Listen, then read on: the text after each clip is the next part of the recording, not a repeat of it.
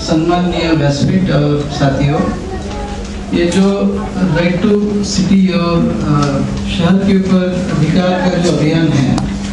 इसकी पार्श्वभूमि थोड़ा मैं आपके सबके सामने रखना चाहता हूँ कि ये क्यों और इसकी प्रोसेस के अभी और आगे हम क्या करना चाहते हैं। हम अपने देश के बारे में जो इमेज है, ये कृषि प्रधान देश है करके एक सदियों से इमेज है, लेकिन हम पिछले कुछ साल से अगर देखते हैं तो हमारा अर्बन डेमोग्राफी काफ़ी बदला हुआ है, क्योंकि अभी अगर देखते हैं तो 31% से ज़्यादा पॉपुलेशन शहरी पॉपुलेशन है हमारे देश में, और 2050 तक 50% ये पॉपुलेशन होने का एक संभावना जताया जा रहा है कि वो 50% तक हम पहुंचेंगे। देश में करीबन 8000 तक शहर है, सिटीज है, और उसमें महानगरों की अगर संख्या देखते हैं तो 475 है। तो ये हमारे देश का अर्बन डेमोग्राफी है। तो ये अर्बन डेमोग्राफी को अगर हम देखें तो हमारे लिए शहर और शहरीकरण और शहर में रहने वाले जो लोग हैं वो बहुत ही अहम और इम्पोर्टेंट बन जाते हैं। दूसरा, शहर के अंदर का अगर वास्तव देखते हैं तो उसमें अमिताभ जी है कि 24 मिलियन जो घरों का डेफिसिट है, और अगर हम देखते हैं कि असंगठित मजदूरों की जो संख्या है शहर में वो 65 से 70-75 तक वो शहर का जो है बेसिकली, लेकिन 65 से शुरू होती है तो 70-75 तक पहुंच जाती है। और वो जो मजदूरों का जो इनकम है, काम है, वो अगर देखें तो उनमें शहर में सरवाइव होना बहुत ही मुश्किल है। और तो घर तो लेना बात अलग है, लेकिन बेसिक सर्विसेज अफोर्ड करना, एक्सेस करना और शहर में सस्टेन होना, ये वास्तव है। दूसरा, वहाँ की बेसिक सर्विसेज और इंफ्रास्ट्रक्चर की अगर हम बात देखें हर शहर की, हमने राइट टू एजुकेशन जैसा एक्ट लाया,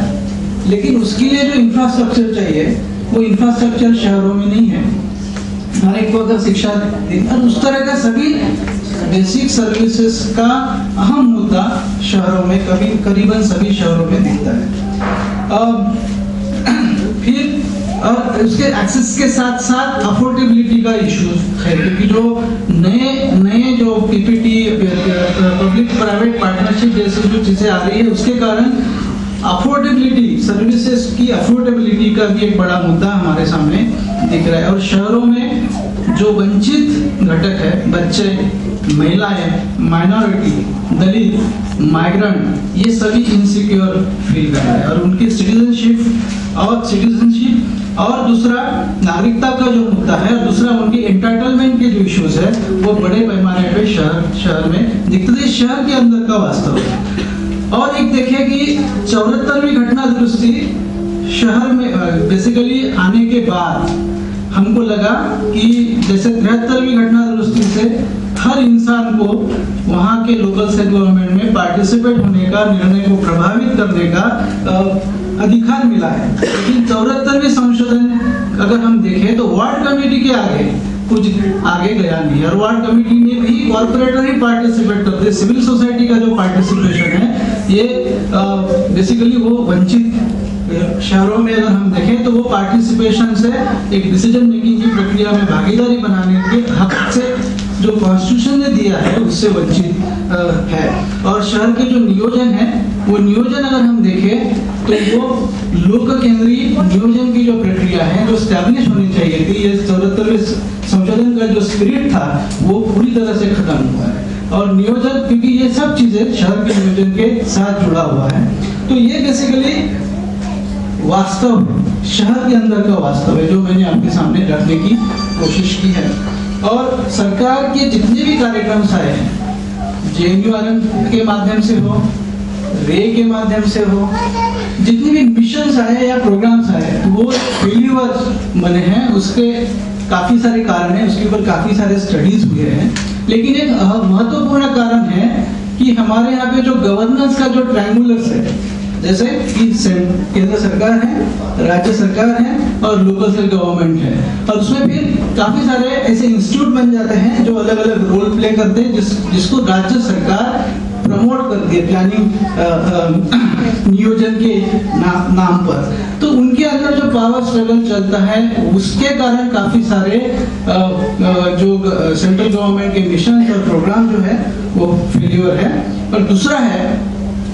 स्टेट गवर्नमेंट के माध्यम से बहुत सारा चीज, एक तो डिसेंट्रलाइजेशन दिया है, लेकिन सेंट्रलाइज कंट्रोल मैकेनिज्म काफी सारे तैयार हुए, जिसके कारण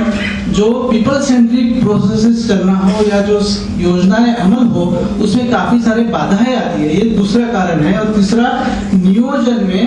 लोगों की भागीदारी और पार्टिसिपेशन नहीं है, वो पीपल सेंट्रिक प्रोसेसेस से नहीं होता है, काफी सारा कैपिटल सेंट्रिक प्रोसेसेस चलती है, उसका इन्फ्लुएंस ज्यादा है। तो ये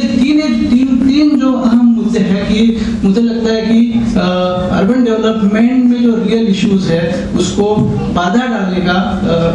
काम करते हैं। और ये काफी सारे जो रिसर्च हुए हैं, संशोधन हुए, उनके ये चीजें हैं वो सामने आई है, तो उसको भी समझने की जरूरत है। और ये जो और एक मुद्दा है कि जब हम मिले थे कि जिस तरह से रूरल इंडिया में देखें तो काफी सारे सिविल सोसाइटी ग्रुप काम कर रहे हैं। अगर हम देखें तो उसकी संख्या बहुत बड़ी है, उसको विजिबिलिटी है, उसके हर उसके लिए रिसोर्सेस, काफी सारे रिसोर्सेस सरकार के माध्यम से या नॉन गवर्नमेंट ऑर्गेनाइजेशन के माध्यम से या अलग अलग माध्यम से रिसोर्सेस अलोकेट होते हैं। लेकिन शहरों में हम गिने चुने लोग काम कर रहे हैं। डेमोग्राफी अगर देखेंगे तो बड़ा डेमोग्राफी है, वो बढ़ रहा है, लेकिन सिविल सोसाइटी का जो इनिशिएटिव्स है वो बहुत ही गिने चुने लोग कर रहे हैं। और उसमें भी एक प्रॉब्लम है कि हम इशू बेस कामों में ज्यादा लगे हैं, समग्र शहर की बात कहीं नहीं हुई, समग्र शहर के मुद्दों की बात जो है बहुत गिने चुने लोग उसके ऊपर काम कर रहे हैं। तो ये परिस्थिति को समझते हुए काफी एकेडमिक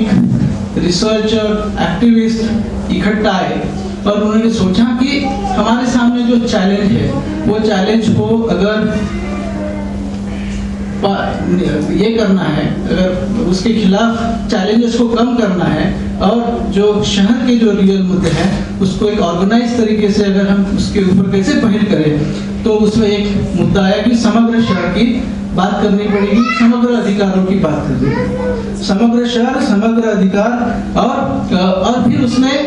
तो ये करना है तो देन ये राइट टू सिटी कैंपेन ने एक अपना मिनिमम एजेंडा बनाया है जो एक यहाँ पे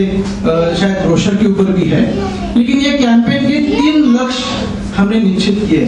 एक कि मैक्सिमम शहरों में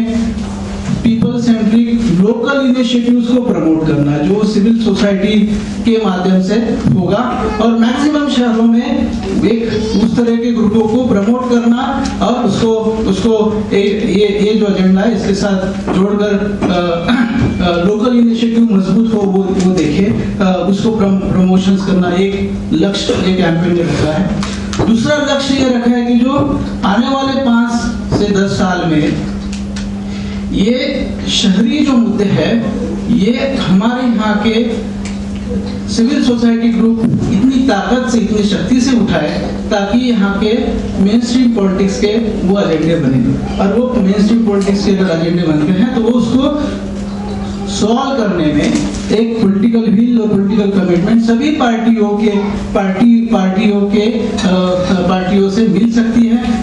गवर्नेंस से भी मिल सकती है। ये सेकंड गोल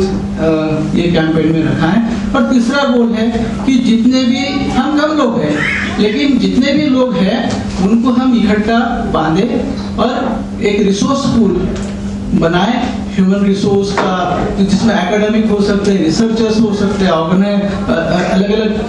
किस्म के लोग हो सकते हैं कि जो इसमें टेक्निकल, इंटेलेक्चुअल